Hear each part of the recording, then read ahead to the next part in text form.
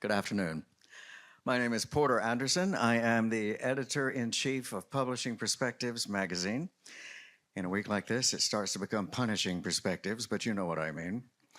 You're all most welcome, and I hope that the first crazy day of Frankfurt Book Fair is going well for you as you run around between meetings and events. It's so good to have you here this afternoon for a very interesting conversation. I'm enjoying the afternoon of audio, where we're trying to focus very carefully on issues in audio and audiobooks. We have two very special folks here, both of whom I have tried to get on our stage before, and different situations have intervened to keep it from happening, so I'm glad that we finally made it occur. Sabine Cramer is the CEO of Dumont Publishing here in Germany, based in Cologne. Yes, Cologne.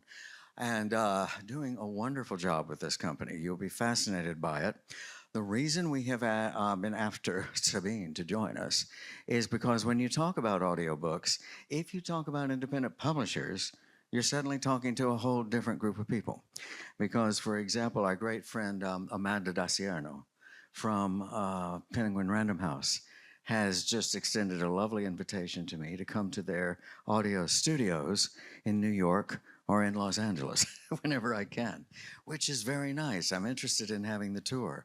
But think of the scale, the difference in scale of a company that has two cities, bi-coastal in the United States, operating and churning out wonderful audio like PRH is doing, as Penguin Random House can do.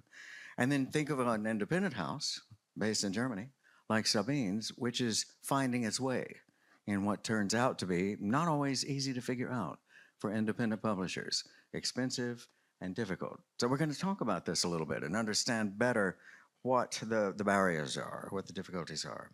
And then Jon Watt is here, the audio and business director at Bonnier Books in London. You may have seen Parminder Mann, who was previously heading up the company in London. She was with us this morning. She's now moved to Simon & Schuster, left John in charge. And Jon is a fantastic man who has pushed a great deal of the issues around AI and audio for the rest of us. For example, he worked with a team in London on trying to understand what kind of ethical notices need to be put on audiobooks when they have been affected in one way or another. This might be an artificial voice by AI, by various developments there. What do you need to tell your customer to be honest and transparent about what you're doing? So we're going to talk to both of them. Sabine, I think we'll start with you. If you don't mind, let's talk a little about Dumont. Tell me, well, first, can you describe your company a bit to us? How large is the output each year and how old is the company? So we started in the 60s as an art book publishing house. Right. So we did a lot of exhibition catalogs and things like that. So Right. or the ones before me did that, obviously. And in the 90s, it started out as a literary publishing house. And I joined in 2013. So 12 years ago already. And yes, my idea was to, we were a quite highbrow literary house, very serious, a little bit edgy. So my idea was to mix in some lighter stuff and to make it a little bit more accessible. So, and this worked out. So we grew, and we now are 40 colleagues, and we publish around 100 books a year. So, and we started a couple of years ago. We started with audio as well. Yeah. Very nice. The prompt to start with audio, to in fact explore how to do it for your house, what was that? What did you just realize there was enough audio everywhere that this is something you needed to do, or was it a different impulse? Yeah, so there were two reasons, or two things happening. One was that an even much smaller publishing house, which one of my friends owns, she told me she will start with audiobooks, and I thought, well, she's a one-woman publishing house. If she can do that, we should really urgently start thinking about that. And the other thing happening was that there was a big interview with Markus Dohle in the Börsenblatt, so in Germany, and he only talked about audio, I thought. So I thought, okay, this is the big topic, so I should really care about it. And then we found out that it's not so hard because there are partners, so like Bookwire, where you can try out a lot. Of course, you need to invest a little bit of money. It's not like doing ebooks because you have a production. But on the other hand, it's not so expensive like printing books. So it's something in between. So we tried it out. We thought, oh, it might work as like a little bit similar like ebooks. So let's do some crime novels. This will work out. But it didn't work out. So we figured out that it's much smarter to do just the big titles. And this is now the idea that we have like 4 to 6 or 7 audiobooks per season, and we focus on the big ones. And this is working very well. This is interesting because in some of the large English language markets like ours, like the United States, everybody's really very put out if there isn't an audio edition introduced as soon as the hardcover comes out.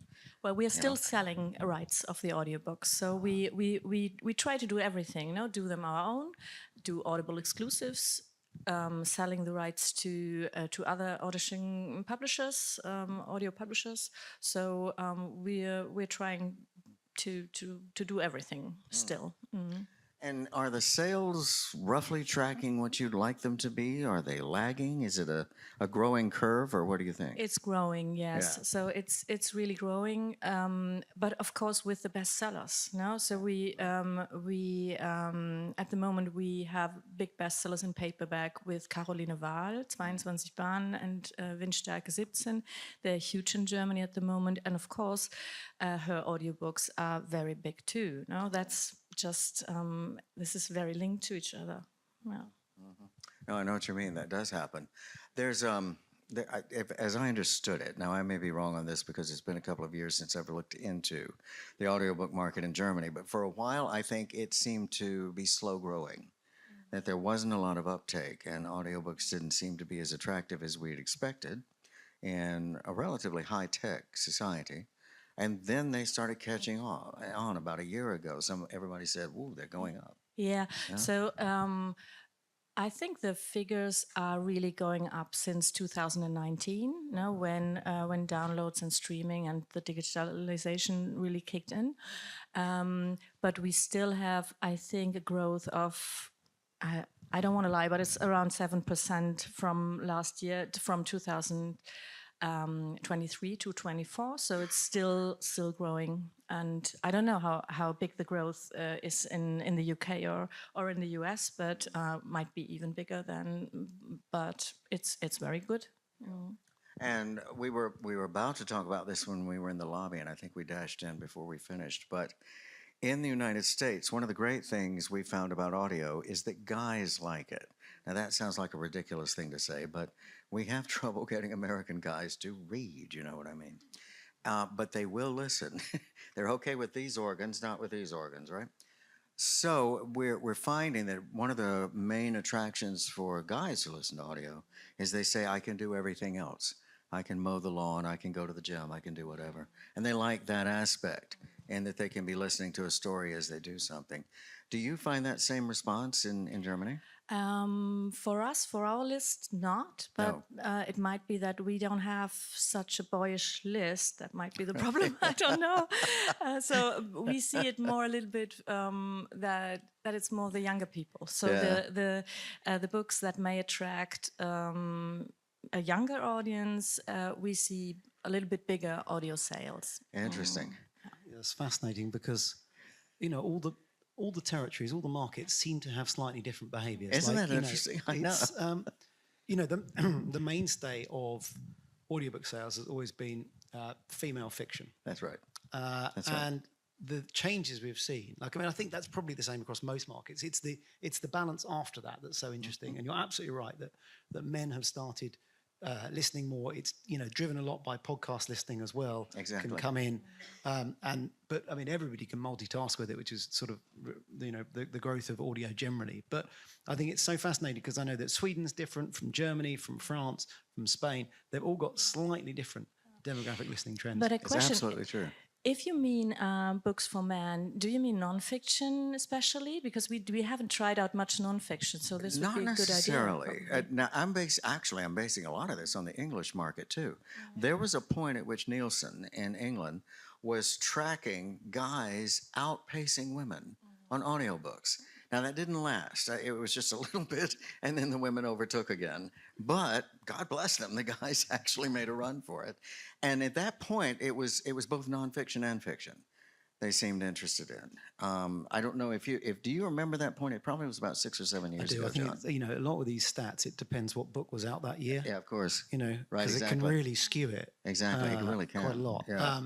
But I think it's interesting because we do see male listening tends, it can be quite nonfiction, and so what you want for growth is you need people who are subscribers generally. They're heavy listeners and they continue to listen. They're listening to 1, 2, 3 books a month, something like that. That's what you want. But then, adding to that is the occasional listener. And that's what the man has tended to be. And so if we can increase the volume of male listening on subscription, I think that's the benefit for that.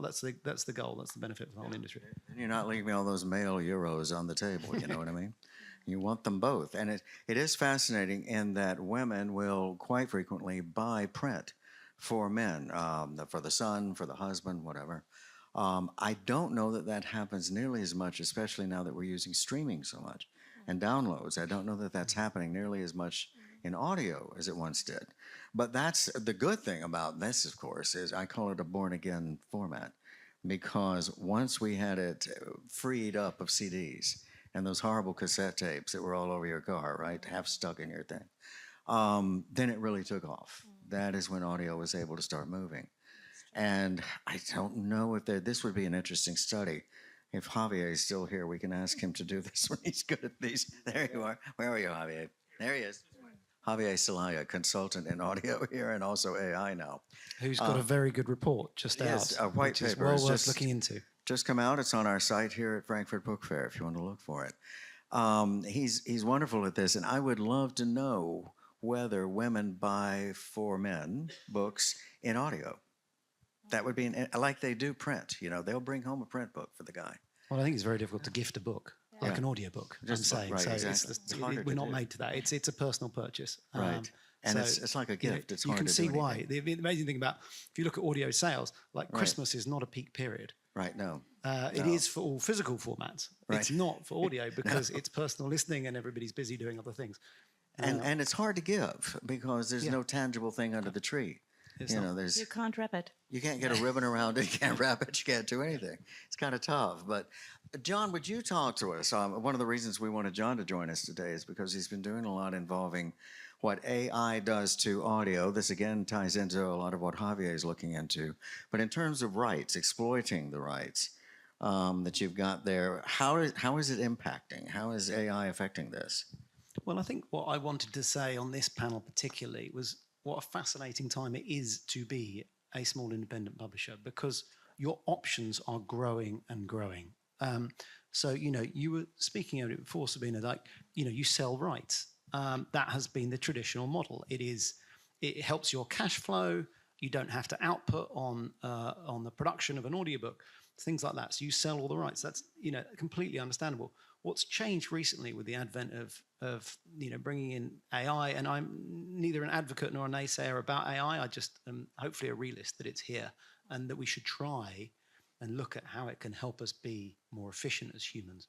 And so, what I'm interested in is that it can help you, potentially with some of your editorial proofing, something like that. It can help you in production of an audiobook. It can help you with translation. It can help you with marketing and potentially discoverability there. There are all these things that can help a small publisher to realize more of its IP. So to say, okay, maybe we can actually keep some of our rights, exploit them ourselves, and in different languages, in different territories. Because as you said, there's lots of places like Bookwire, you mentioned Bookwire, who can then distribute it in the local language you need. So I do think it's been, it's a fascinating time to look at this and say, okay, let's step back from the traditional models for a moment and look at the options that are now open to us. And I don't know whether you feel that or whether AI is still viewed as sort of a dangerous thing. Not only, but at the moment I can't imagine an audiobook not if it's not read by a human being. No, I can't imagine that this is nice listening to. No, I hate these artificial voices. No, I think that's been a lot of people's feeling along the way. I think it's we do improving. So few. Yeah, it's improving at an incredible rate. And in fact, what we've labelled, I should say, as authorized voice replicas now, and you get licensed voices. So the actors have licensed their voices, and there's, I think that an Ears Select are doing it in Norway and the Nordics, and a new company in Spain, maybe also doing it there. And so you're getting the voice of the narrator, and it's reading the book, and it sounds. I don't think this is replicating exactly a human read, but I think it's very close, and it's about the value proposition for a small publisher. You're saying, okay, how much am I willing to spend on producing it myself with you? And if I can't afford that, are there other options? And that's what I'm talking about really, is that there are now more options than there used to be. And that's true. And I think that it doesn't have to be a whole book probably, but it can be useful for little things like if you need a correction of just one word, and then you would have to bring the actor to the studio again and all that. So this is something one of our partners told us about, so that this could be a smart solution just to make a little correction in an audiobook. No,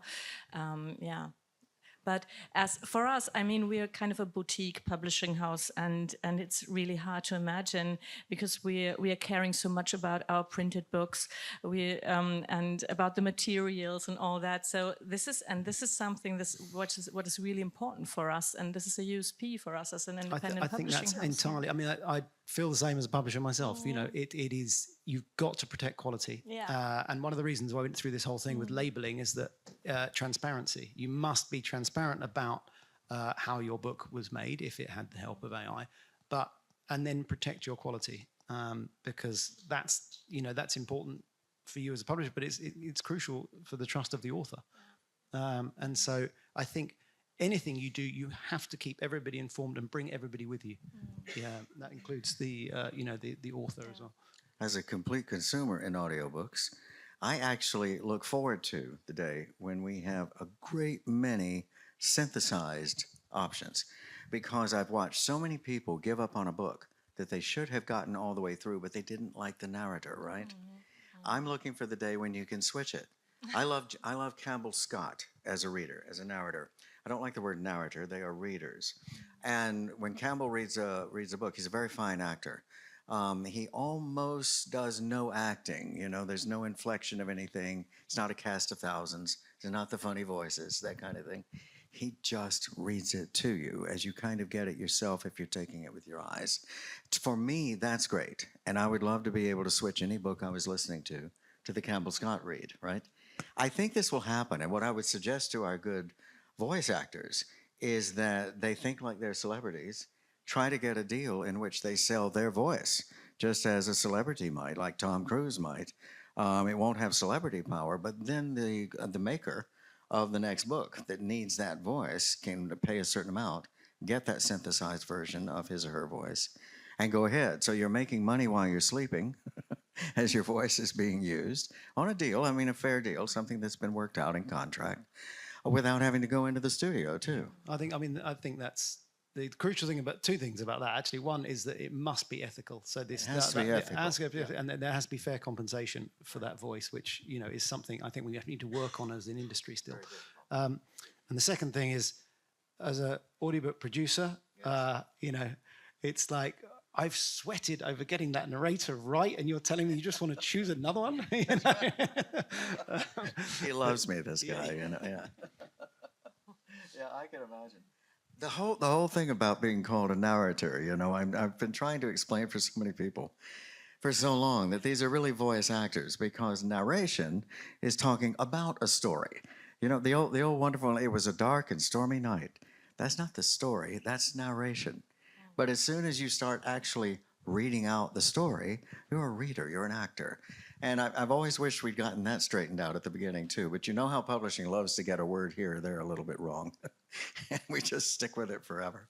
It's always funny to me about this. But wouldn't this be helpful too, Sabine, if you had voice actors whose voices your house liked, perhaps the kind of work you were doing really resonated with their voices, and there was a stable of them, and you could operate through a studio you may be using that had those voices under contract and could produce your books in a way that you might start advertising to your own readers as read by Campbell Scott or whoever in that case. Yeah, well, or it might be exactly the thing where we are different to the big publishing houses Yeah. when they use just AI voices and we can just say, we still have human beings reading our books. Absolutely. So this is an idea which at the moment I like a little bit more. Yeah, that's good. But That's good. I don't know. I like human beings myself. Yeah, I can do that. Yeah. Do you ever, are you worried about ever getting submissions that are written by AI?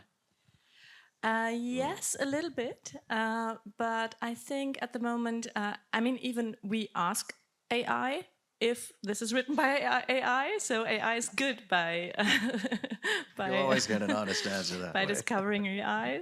And as we don't do very, very commercial books, we are not. It's not so dangerous for us at the moment.